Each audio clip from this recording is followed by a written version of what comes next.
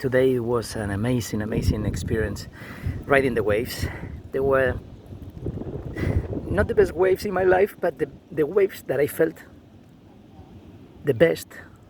I felt, not the waves, that I felt the best, me, myself, not the waves.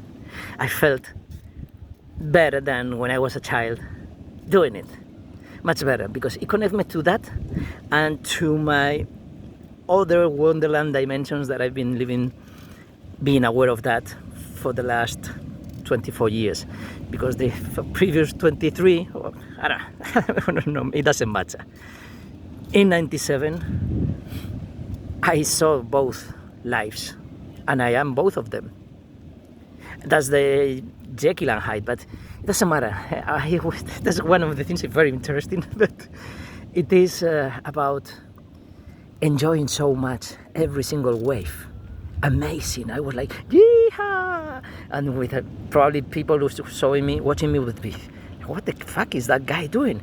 Enjoying riding a wave in a much better, higher way than when I was a child, when I was a young, because it's a combination of all these feelings together.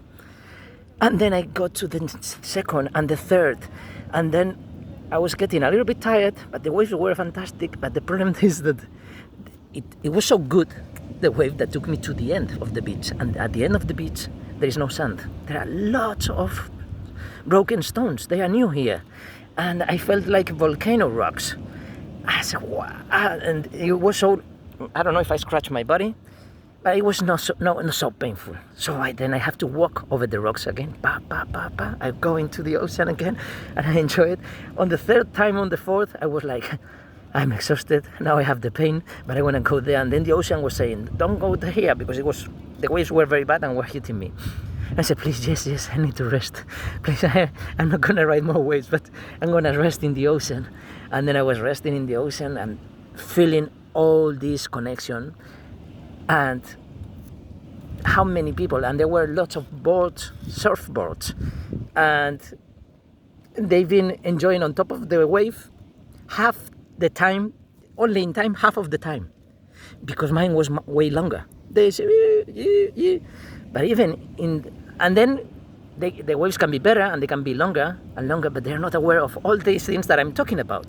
Only some of them, the ones who really love surfing, that they are connected as a child with the ocean, and it doesn't matter what they think, if they don't want to disconnect from the child, they don't do it.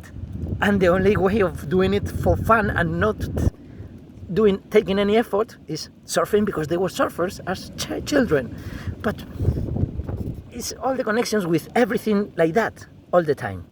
So I am not those, but I know how they feel, because I am bodyboarding, or naked body, yeah, because I'm naked, so naked bodyboarding, and I enjoy. It doesn't matter how big they are, how small they are.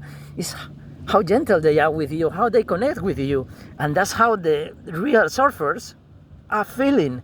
And then a competition about what? You came here, you started doing crazy things that it was painful for you, and and then you got popular success, and then you create competition about everything. There will be a time when everybody's aware of these dimensions. There will be competitions of how many dimensions are you aware of, and things like that. So they would see just the limited, and they would say, yeah, infinite. That's so ridiculous. And if they see somebody who's doing something good, just because this person is doing this, it doesn't mean that this brings good luck.